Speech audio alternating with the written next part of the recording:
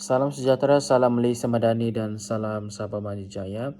Pada hari ini saya akan membentangkan pengurusan tajuk untuk subjek FK 30603 berkenaan pengurusan dan penggunaan biomas, yang mana pengurusan yang tajuk saya adalah pengurusan dan penggunaan sisa makanan restoran bagi penghasilan baja kompos di Malaysia. Ini adalah subjek FK 30603, pengurusan dan penggunaan of biomass, semester 2 sesi 2025-2026, Universiti Malaysia Sabah. Saya Elvinda dan Alex akan membentangkan berkenaan tajuk ini.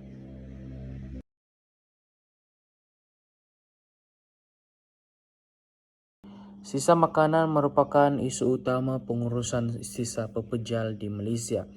Sisa makanan restoran berpotensi besar untuk dijadikan baja kompos, dan ini salah satu akan menyokong kelestarian alam sekitar dan ekonomi kitaran, the circle of life circle economy.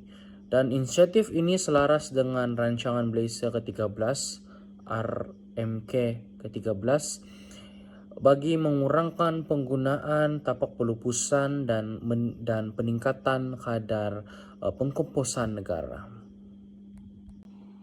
Baiklah, ini pula berkenaan tentang latar belakang kajian, yang mana negara kita Malaysia telah menghasilkan 17 juta ton sisa makanan setiap hari, yang mana 17 juta ton ini sentiasa dihasilkan oleh pelsul di seluruh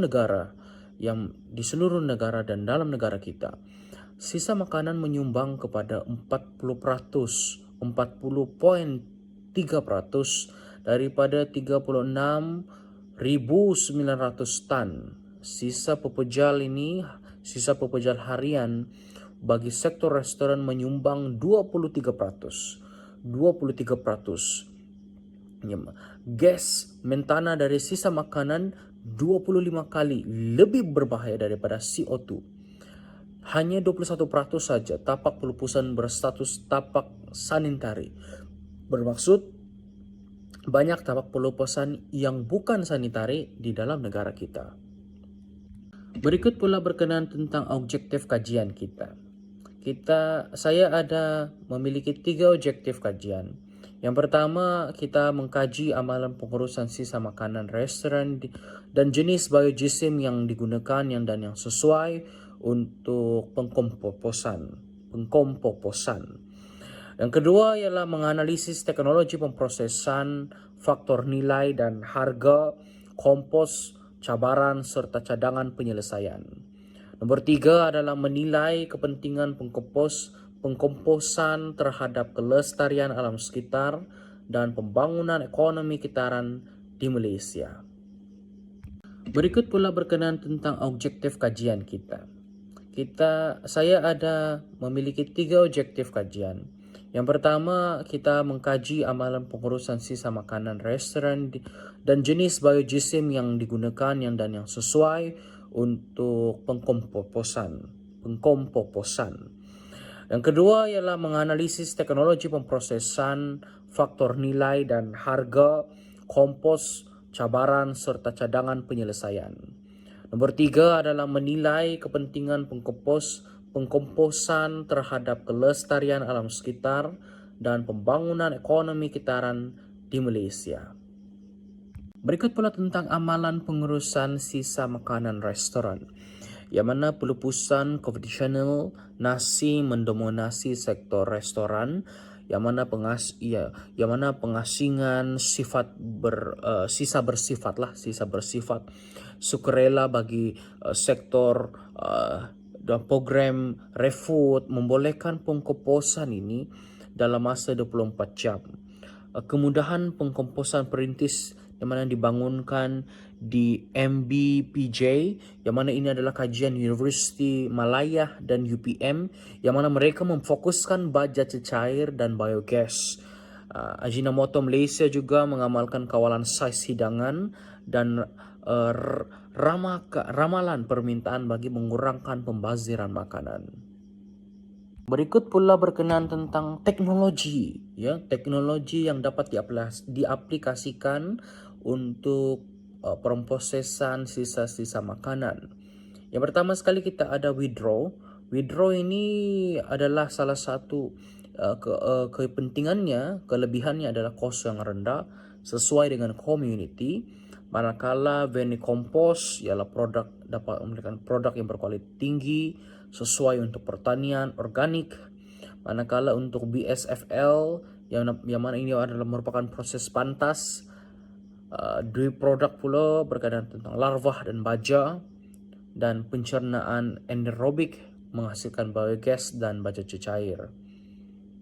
Walau bagaimanapun, sudah tentu akan terdapat pelbagai cabaran-cabaran yang dihadapi untuk kita mengaplikasikan pemrosesan baja ini.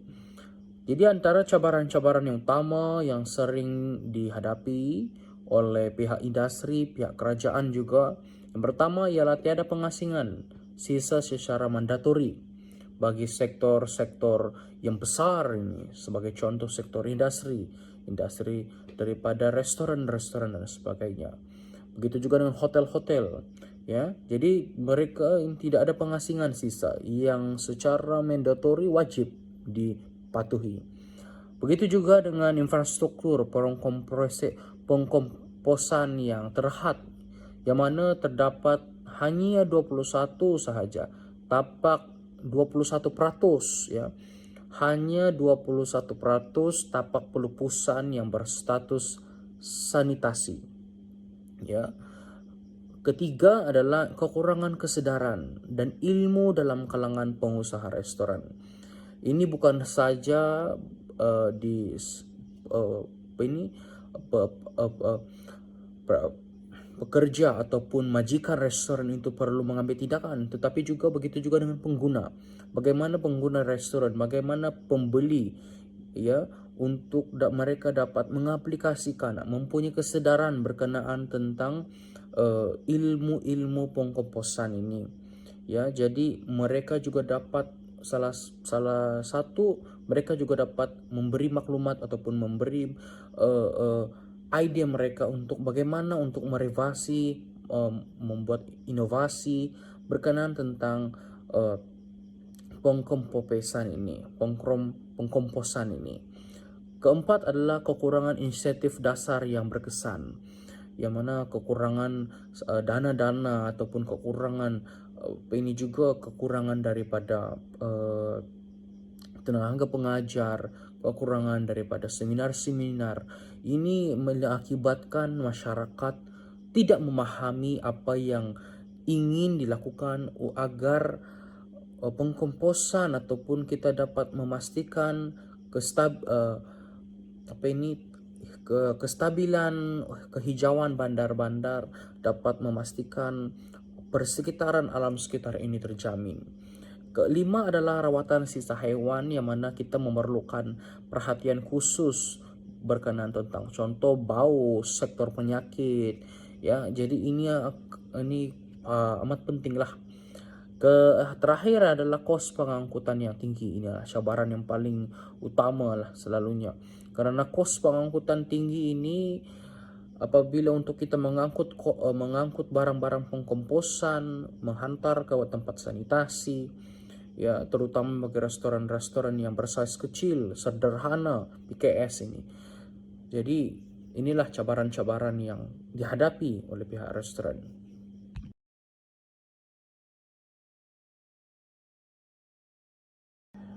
Jadi kesimpulannya, sisa makanan restoran berpotensi besar sebagai baja kompos yang berkualiti, ya, terkekang oleh isu pengasingan, infrastruktur terhad dan kesedaran rendah dalam kalangan masyarakat, begitu juga dalam kalangan pekerja ataupun majikan restoran. Begitu juga dengan pelbagai teknologi, antaranya windrow, vermicompost, ya, BSFL, pencernaan anaerobik, ya, sedia ada. Dan dasar tegas dan pelibatan aktif kerajaan dan akademik, ya, adalah penting untuk kita memastikan pelbagai isu, pelbagai masalah, pelbagai program, pelbagai cara untuk pengurusan sisa makanan ini dan dalam restoran untuk baja kompos di Malaysia dapat terlaksana. Dan terakhir, kita berharap sangat agar semua masyarakat dapat menyokong sasaran penggunaan tapak pelupusan dan ekonomi kitaran mampan Malaysia, like product life cycle economy.